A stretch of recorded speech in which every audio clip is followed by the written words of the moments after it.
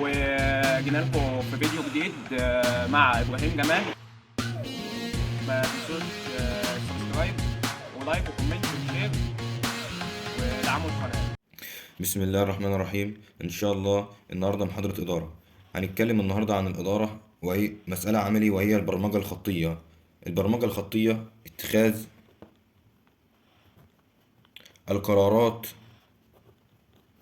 بشأن عدد الوحدات الواجب إنتاجها من المنتجات في التنظيم بسبب حاجتين اتنين. أول حاجة وتاني حاجة. أول حاجة زيادة الربح، وتاني حاجة تقليل التكلفة. يبقى البرمجة الخطية هو اتخاذ القرار بشأن عدد الوحدات، يعني انت بتتخذ القرار بشأن عدد من الوحدات الواجب انتاجها، يجب ان تنتجها من المنتجات في التنظيم بسبب زيادة الربح وتقليل التكلفة. يعني انت بتشوف كم وحدة عايز تنتجها عشان تزود الربح بتاعك وتقلل تكلفة المنتج، يعني تكسب كتير والفلوس اللي انت هتدفعها قليلة. فديت بنعمل البرمجة الخطية، وهناخد عليها مثال واحد. هو مدينا دلوقتي عندنا منتج ألف ومنتج اتنين، منتج واحد ومنتج اتنين والكمية المتاحة، ومدينا بيانات هنا. دي البيانات هو بيكون مديها لنا. هامش المساهمة اللي هو هامش الربح برضك، وهامش بيقول لنا المنتج هامش الربح المنتج واحد ستة، هامش الربح المنتج اتنين تمانية، الحد الأقصى خمسة. ومدينا شوية معلومات. الموارد الخشب 30، المنتج واحد ومنتج اتنين 20، والكمية المتاحة 300، والعمالة خمسة، والعمالة في المنتج اتنين 10، والكمية المتاحة 110. هو عايز مننا، هو يدينا المعطيات دي في المسألة، ويكون عايز حاجتين اتنين. أولا وثانيا.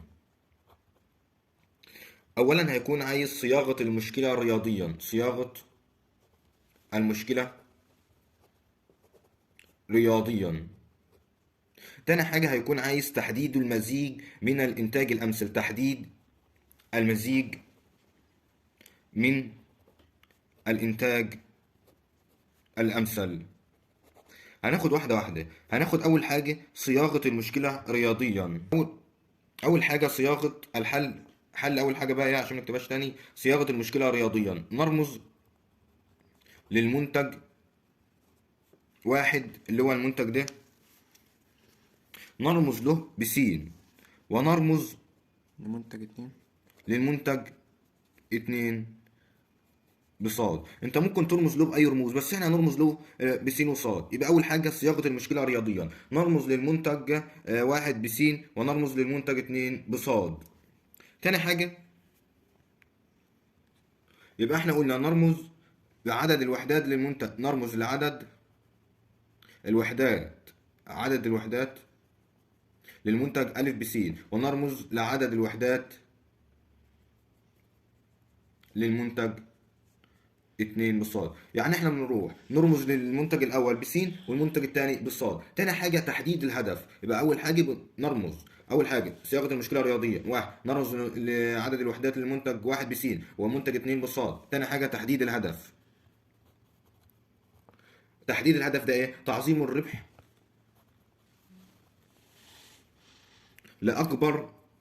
لاكبر ما يمكن، او تدنيه التكلفه لاقل ما يمكن.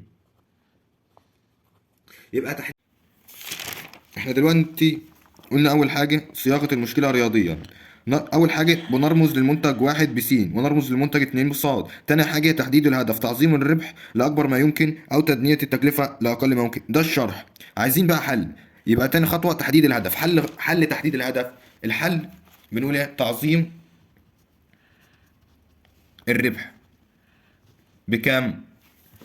تعظيم الربح هو مدينا، قلنا هنرمز للمنتج واحد بسين، يبقى تعظيم الربح للمنتج واحد اللي هو 6 س، ما احنا قلنا بقى المنتج واحد بسين زائد 8 صاد لأكبر ما يمكن.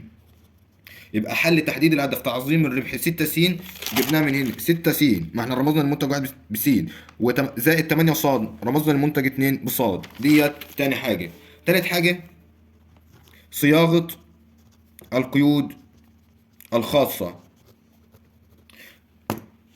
القيود الخاصة اللي هي ايه؟ الانتاج والموارد.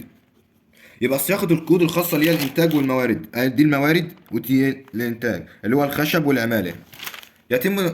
يتم التعبير عن القيود، يتم التعبير عن القيود في شكل متباينات، اللي هو أكبر من حد أدنى أو لا يقل. يعني إيه؟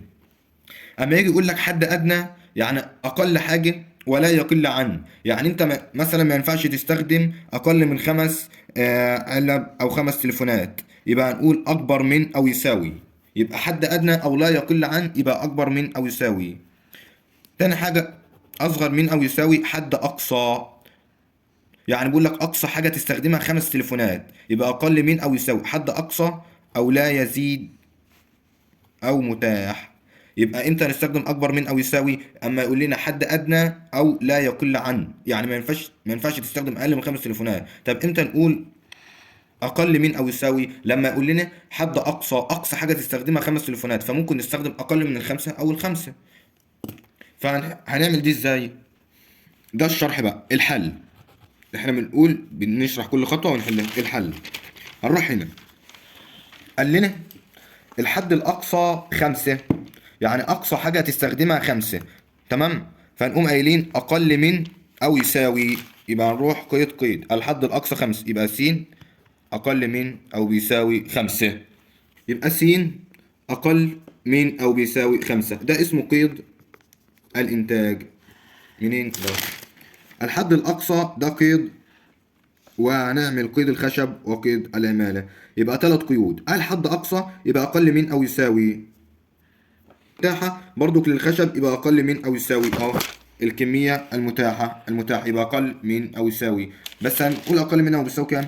30 س زائد 20 ص أقل من أو بيساوي 300. يبقى هو هنا قصده إيه؟ الكمية المتاحة يعني أقل من أو يساوي، يبقى هنقول 30 س زائد 20 ص أقل من أو يساوي كام؟ 300. ده قيد الخشب.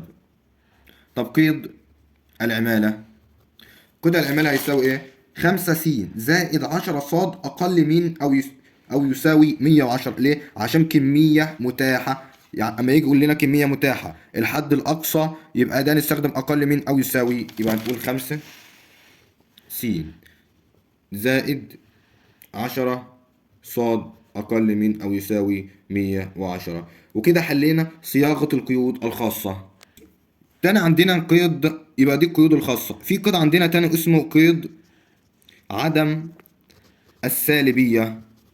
قيد عدم السالبية ده قيد ثابت في كل المسائل، يبقى قيد عدم السالبية ثابت في كل المسائل. الحل س وصاد أكبر من أو يساوي صفر، يعني س وصاد أكبر من أو يساوي صفر. يعني ممكن س بتساوي صفر، ممكن بتساوي واحد، وصاد ممكن تساوي صفر أو واحد، يعني س وصاد أكبر من الصفر أو يساوي واحد. تاني حاجة عندنا تحديد، يعني كده خلصنا بقى إيه؟ صياغة القيود الخاصة. يبقى احنا اول حاجه قلنا ايه؟ اولا صياغه المشكله الرياضيه. اول حاجه رمزنا المنتج واحد بس والتاني بصاد. تاني حاجه تحديد الهدف تعظيم الربح، اللي هو الحل بتاعه ايه؟ 6 س زائد 8 صاد. الستة ديت اللي هي منتج واحد، والثمانية دي اللي هي منتج اتنين. تالت حاجة صياغة القيود الخاصة. قلنا القيود الخاصة ايه؟ لو قال حد أدنى أو لا يقل عن فأكبر من أو يساوي. لو قال حد أقصى حاجة أو لا يزيد أو متاح زي ما قال في المسألة يبقى أقل من أو يساوي. الحل قلنا ان قيد الانتاج س اقل من او يساوي 5، عشان قال لنا ايه؟ لحد اقصى، يبقى حد اقصى اقل من او يساوي. طب ما في قيد الخشب وقيد العمال قال لنا ايه؟ المتاح منه، يبقى قمنا عاملين اقل من او يساوي. تاني حاجه قيد عدم السالبيه ثابت في كل المسائل، س وصاد اكبر من او يساوي صفر. تحديد المزيج الامثل. واحد، تحويل البيانات الى معادلات. البيانات اللي هي ديت عايزين نحولها لمعادلات. يبقى قلنا س أقل من أو يساوي 5، فهنقول هنا س تساوي 5. قلنا هناك 30 س زائد 20 ص أقل من أو يساوي 300، هنقول 30 س ده اللي هو قطع الخشب. زائد 20 ص بيساوي 300. والأخيرة 5 س زائد 10 ص بيساوي 110. عايزين نحول ديت إلى معاملات. يعني إيه؟ عايزين نطلع قيمة س وقيمة ص.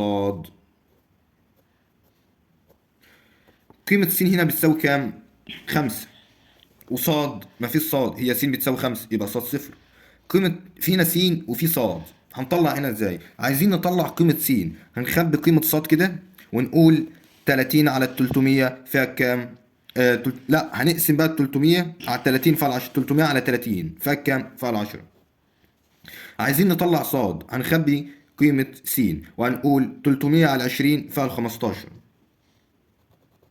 ونفس الحاجة برضو تحت، بيقول 5 س زائد 10 ص بيساوي 110. هنقوم قايلين إيه بقى؟ 110 على 5. 110 على 5 فيها كام؟ ده عشان نطلع قيمة س. 110 على 5 فيها كام؟ فيها ال 22. وبعد كده هنطلع قيمة ص، هنقول 110 على 10 فيها كام؟ فيها ال 11. يبقى احنا عشان نطلع قيمة س بنخبي ص، وعشان نطلع قيمة ص بنخبي س، وبنقسم عادي بقى. يعني مثلا عايزين نطلع، لو قلنا مثلا عادية بقى 20 ص بيساوي 300، هنقسم على 20 يبقى الص بيساوي كام؟ 15. تمام. دي تاني حاجة عرفناها في تحديد المزيج أمس. تحديد نقطة الحل الأمكن. احنا دلوقتي بعد ما جبنا ايه ديت المعاملات بيانيا، رسمنا الرسم البياني ده، تمام. عايزين بقى نحدد نقطة الحل الأمكن. هي منطقة تشترك فيها كل المعاملات من خلال اتجاهات المتباينة. يبقى تحديد نقطة الحل الأمكن هي منطقة تشترك فيها كل المعاملات من خلال اتجاه المتباينة. فينا حاجة عندنا عايزين بس نقولها الأول نوضحها. أقل من أو يساوي، دي في الرسم يعني عشان نعرف النقطة. أكبر من أو يساوي. لما هيجي يقول لنا أقل من أو يساوي هنرسمها ازاي؟ لو جاب الشكل ده مثلا كده هنرسمها لتحت كده. طب لو كان جاب الرسمة كده هتبقى لتحت. طب لو كان جاب كده، لو يعني لو كانت أقل زي دي مثلا، اهو عندنا س اقل من او يساوي 5، فهنرسم بقى رسمه لتحت كده. لو هي الخمسه كده هتبقى تحت، يعني مثلا ديت 5 اهي، تمام. اهي بيقول اقل من او يساوي فنرسمها كده، هنقوم مشخبطين كده، بس دي لسه هنحلها قدام. دي اقل من هتبقى كده. امال اكبر من بقى، اكبر من او يساوي، اكبر من لو كانت المعادله اكبر من تبقى لفوق، لو اكبر من لفوق برضه. طب لو كانت كده بقى اكبر من هتبقى لبره. معناها ايه؟ اقل من لجوه داخل عليك اهو، داخل على الرسم، داخل على الرسم. اقل من بتكون داخله على الرسم، داخله على الرسم، داخله على الرسم. اكبر من الكبير بره، خارج من الرسم اهو، خارج من الرسم اهو، خارج من الرسم. يبقى ده اقل من داخل على جوه الرسمه، واكبر من خارج بره. نعرفها من هو احنا النقطه ممكن دي. نقول اللي هي أقل من جهة اليسار، وبعدين أكبر من جهة اليمين. ما هو أفضل. في فوق وفي أفضل. تحت عشان بس ما تلخبطش. في فوق، لا هو داخل على الرسم اقل من، خارج من الرسم اكبر منه. ماشي. احنا راسمين فوق الرسمه دي، تمام، رسم البيان اهو. وعايزين بقى دلوقتي نحدد النقطه الامكن. يعني النقطه الامكن وهي ايه بقى؟ النقطه الامكن هي نقطه تشترك فيها كل المعاملات من خلال اتجاه المتباينه. المعادله اهي، ديت المعاملات. س اقل من الخمسه فنروح للخمسه ده ونعملها لجوه. تاني واحده اقل من 300 معناها لجوه برضه.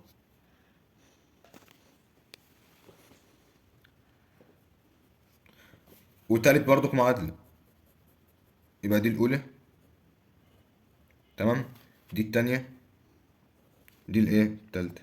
مم. وكله داخل لايه؟ لجوه. لجوه. يبقى ده أقل من. بس عايزين بقى ايه؟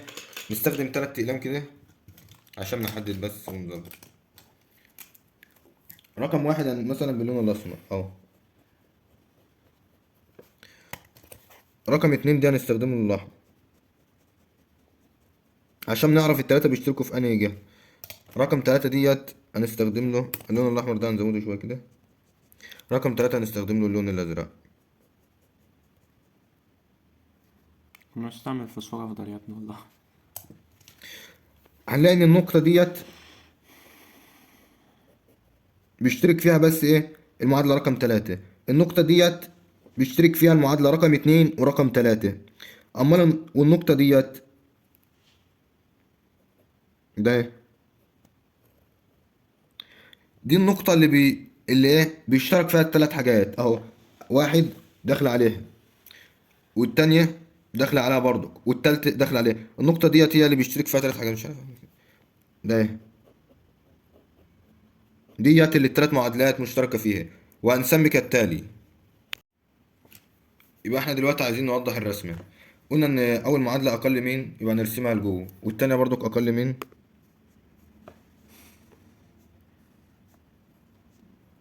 لجوه، والتالتة اقل من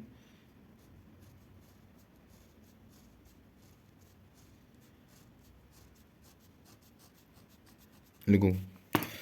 هنيجي هنا للجزء ده هنلاقي انه مشترك رقم 3 بس اللون الاحمر. ديت معادلة واحد، دي رقم 2، دي رقم 3. الجزء ده معادلة رقم 3 بس. هنطلع فوق رقم واحد.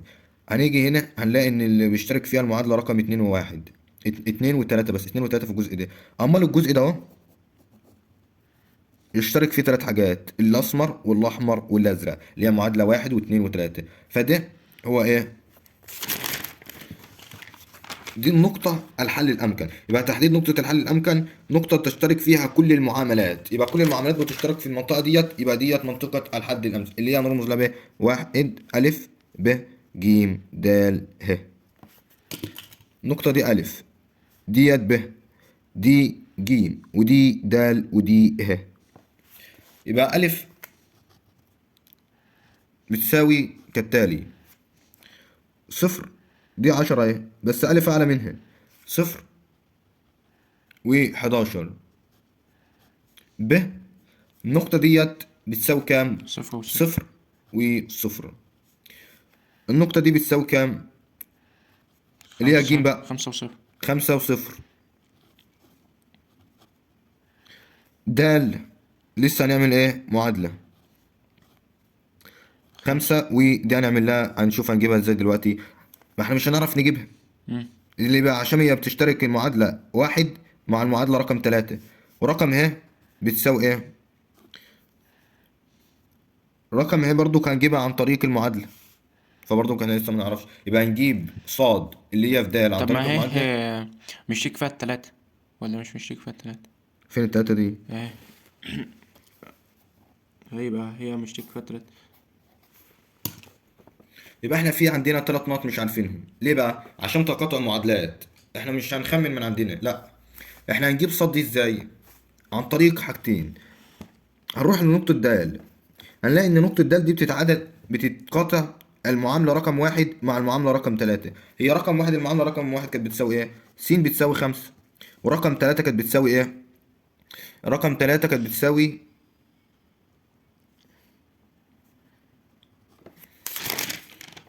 5 س زائد 10 ص. رسمنا الرسمة اللي دي تاني مرة عشان تظبط. والله التالتة. ناس. فأول حاجة 5 ديت أقل، س أقل من أو بيساوي 5، فنقوم إيه عاملينها لجوه كده. تاني حاجة دي معادلة رقم واحد، ودي رقم 2، ودي رقم 3.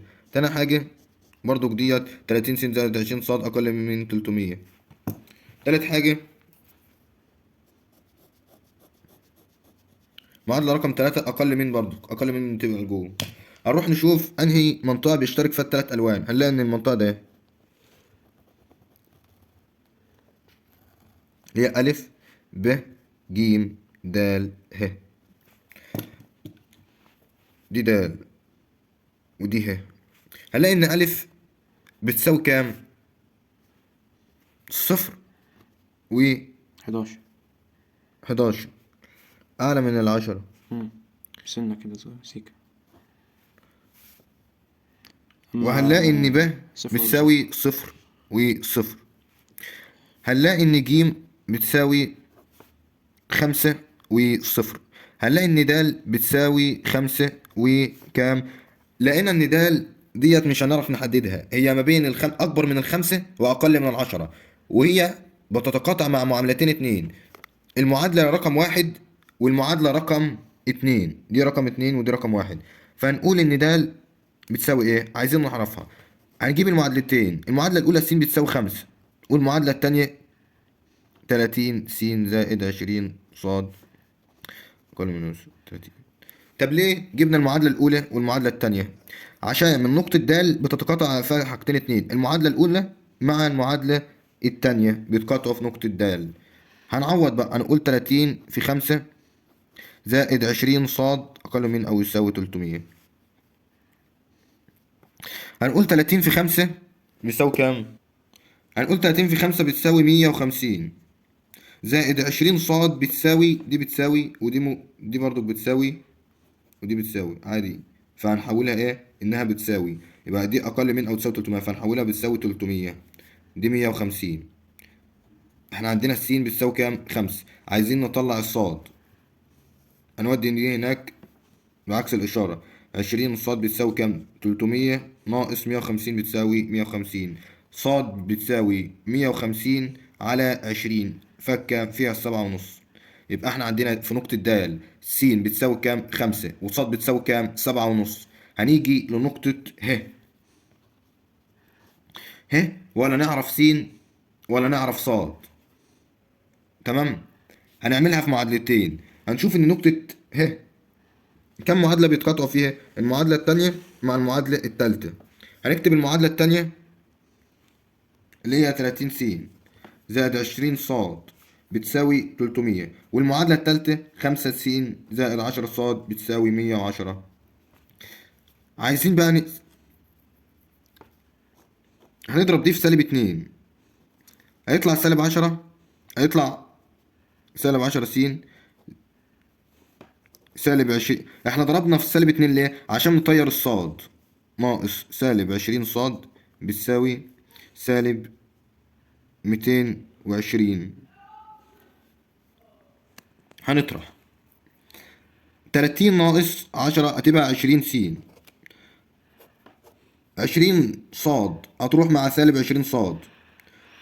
هنقول 300 ناقص 220 بتساوي كام؟ 80. يبقى س بتساوي 80 على 20 بتساوي 4. 4. يبقى س بتساوي 4. صاد بقى هنعوض في أي معادلة من دول. 30 في 4 زائد 20 صاد بيساوي 300 ب12 ب120 زائد 20 صاد بيساوي 300. 20 صاد بيساوي 180، صاد بتساوي 180 على 20 فيها 9. فيها 9. كام؟ فيها 9. 9 يا عم، 18 عليك. يبقى نقطة ه بتساوي 4 وتس. و9. ديت كده عرفنا ألف وب وج ود وه منين؟ من الرسم. بعد ما جبنا نقطة ألف وب وج ود وه من على الرسم البياني، هنجيب بقى ايه؟ تعظيم الربح في كل نقطة. ما هو الهدف من دي ايه؟ تعظيم الربح. عايزين نختار القرار او واحد من دول اقصى ربح هيعمله. تعظيم الربح. تعظيم الربح، احنا المعادلة عندنا كانت في الاول 6 س زائد 8 ص. تعظيم الربح 6 س زائد 8 ص لاكبر ما يمكن. يبقى اخر حاجه بقى بعد ما جبنا كل البدائل نكتب المعادله دي 6 س زائد 8 ص. هنعوض بقى، هنقول 6 في 0 زائد 8 في 11. 6 في 0 زائد 8 في 0. 6 في 5 دي س ودي ص بنعوض زائد 8 في 0. 6 في 5 زائد 8 في 7.5. 6 في 4 زائد 8 في 9. هيطلع معانا ديت 88، ديت 0، 30، 90، 96. هنلاقي ان ديت رقم هي اكبر او اعظم ربح، يبقى القرار اكبر هو 96. يبقى القرار الاكبر هو اللي هو ايه؟ رقم 96. يبقى هنستخدم كام وحدة من س وكام وحدة من ص؟ هنستخدم 4 من س و9 من صاد. ديت البرمجة الخطية. يبقى أنا واحدة واحدة كده بسرعة تاني. البرمجة الخطية صياغة المشكلة رياضيا. تاني حاجة تحديد المزيج. صياغة المشكلة بنرمز للمنتج 1 بسين والمنتج 2 بصاد. تاني حاجة تحديد الهدف، تعظيم الربح لأكبر ما يمكن، اللي هو ايه؟ بنقول 6 س، تعظيم الربح 6 س زائد 8 صاد لأكبر ما يمكن. تالت حاجة صياغة القيود الخاصة، اللي هو احنا بنروح لكل قيد لو لقيناه حد أدنى أو لا يقل فأكبر من أو يساوي، لو حد أقصى أو متاح فأقل من أو يساوي. ونشوف بقى المعادلات اللي عندنا ونتفق. بعد كده قيد عدم السالبية، ده برضو الحل ده في قيد عدم السالبية ثابت س وصاد أكبر من الصفر. بعد كده ثانيا تحديد المزيج الإنتاج الأمثل. بنحدده إزاي؟ بنقلب المعاملة ديت بنخليها س بتساوي 5، 30 س زائد 20 صاد بيساوي 300، وبرضو دي أهي، وبنطلع قيمة س وصاد وبنرسم الرسم البياني ده. وبعد كده نقول تحديد نقطة الحد الأمكن، لو أقل من بتبقى لجوه، لو أكبر من لبره. بعد كده هنرسم الرسمة دي. هنلاقي إن التلات معادلات بيشتركوا في النقطة دي اللي هي أ ب ج د ه، وهنطلع كل نقطة س وصاد بتاعتها. وبعد كده هنقول تعظيم الربح، اللي هو هنقول 6 س زائد 8 صاد، وهنضرب كل معاملة دي س ودي الصاد. هنقول 6 في صفر زائد 8 في 11، هيطلع معانا كام؟ ان هي اكبر واحده اللي هي 96. يبقى هنستخدم كام واحده من س وكام واحده من صاد؟ ده كله عشان دي هنستخدم 4 من س و9 من صاد. وشكرا لاستماعكم.